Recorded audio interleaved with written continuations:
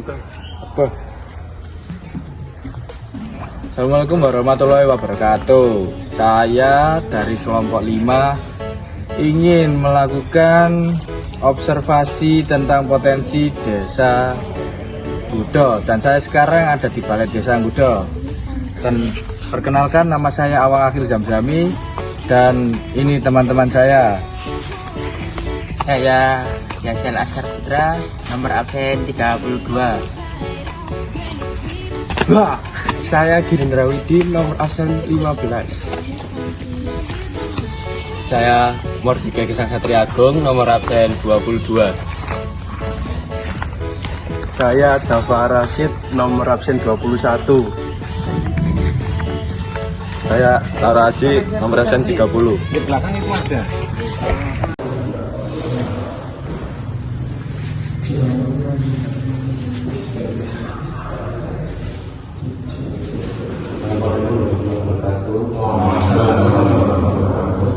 Jadi kita dari kelompok 5 melakukan kegiatan observasi di desa Komandan. Bapak siapa? Kelompok.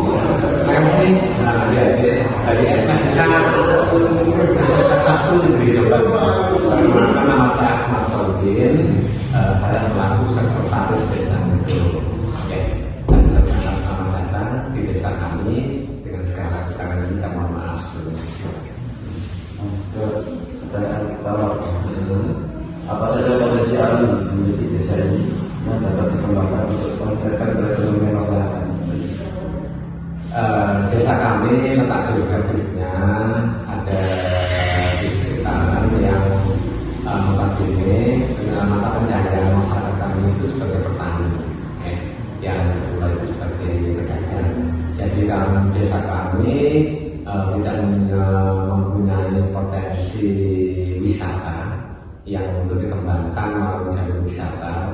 Jadi kami tetap memaksimalkan sumber daya manusia dan sumber daya alam yang dimiliki oleh desa itu. Jadi untuk meningkatkan perkembangan ekonomi masyarakat, kami memprioritaskan sering memberi sosialisasi dan pelatihan kepada warga kami. Ya, alhamdulillah pada hari ini desa Gudo sudah mempunyai produk unggulan, yaitu kerupuk nasi dan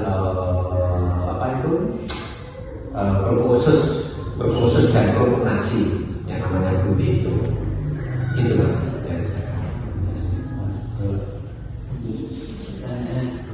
Bagaimana kondisi infrastruktur desa saat ini dan apa saja langkah yang perlu diambil untuk memperbaiki? Terima kasih mas.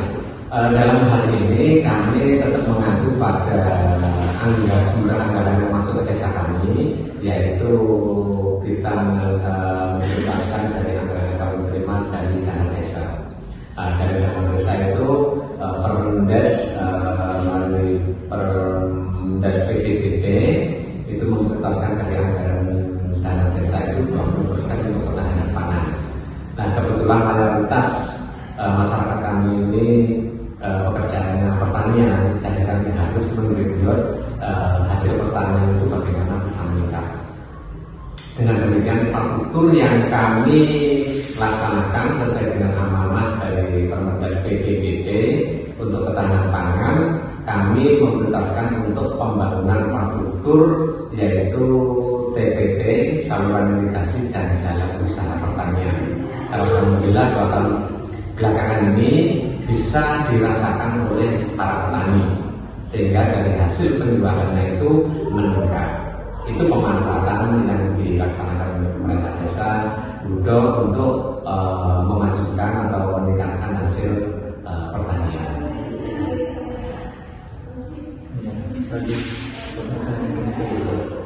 Apa peran sektor pertanian dan pengembangan desa dan bagaimana cara meningkatkan hasil pertanian desa ini? Seperti yang saya katakan tadi mas, masyarakat kami itu mayoritas pertanian. Jadi pemerintah desa tetap mengupayakan untuk kebutuhan para petani, yaitu dengan perbaikan infrastruktur dan jaringan saluran irigasi.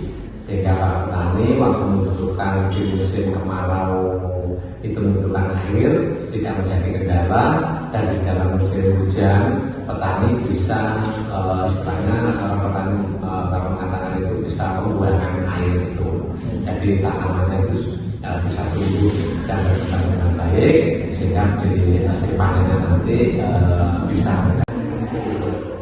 Apa peran sektor pertanian dan keuangan desa dan bagaimana cara meningkatkan hasil pertanian desa ini? Seperti yang saya katakan tadi Mas, masyarakat kami itu mayoritas pertanian. Jadi pemerintah desa tetap mengupayakan untuk kebutuhan para petani, yaitu dengan perbaikan infrastruktur dan jaringan saluran irigasi, sehingga para petani waktu membutuhkan di musim kemarau itu membutuhkan air tidak menjadi kendala, dan di dalam musim hujan petani bisa istilahnya petani kalau mengatakan itu bisa membuahkan air itu, jadi tanamannya itu bisa tumbuh dan berkembang dengan baik sehingga di hasil panennya nanti bisa meningkatkan ekonomi masyarakat pertanian. Itu Mas. Yang kalau di sektor pertaniannya masalah sampai sekarang ini yaitu pengadaan pupuk. Ini yang sangat dirasakan oleh petani. Mungkin dalam alhamdulillah belakangan ini sudah ada penataan, mudah-mudahan nanti dalam kebutuhan pupuk petani ini bisa mudah untuk mencarinya.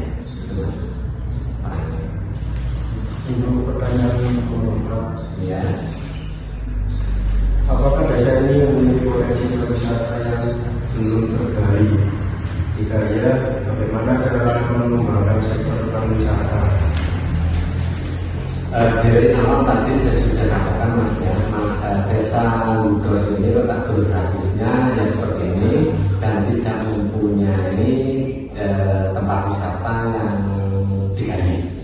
Jadi kami tetap menggali sumber daya atau sumber alam yang ada di desa kami.